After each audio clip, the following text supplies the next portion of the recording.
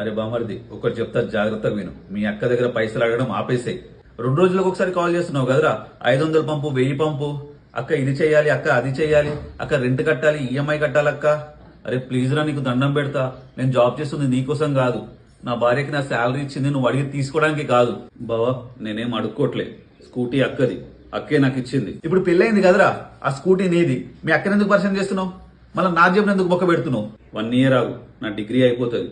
Job చేసి నీ పైసలు నీకు ఇచ్చేస్తా. నీ డిగ్రీకి ఒక దడ్డం రా, అది ఎప్పుడు అయిపోతుందో తెలియదు.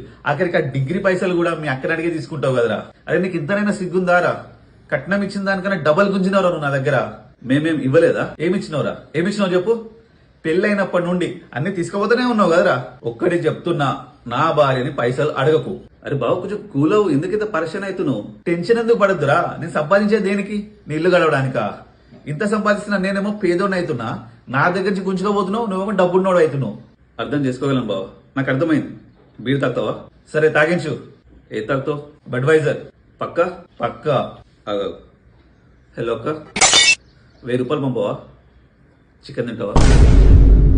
ఇది 1500 పంపించేయి. సరే ఇంక పోదాం మరి. హలో 1000 రూపాయలు పంపరా, కొంచెం అర్జెంట్.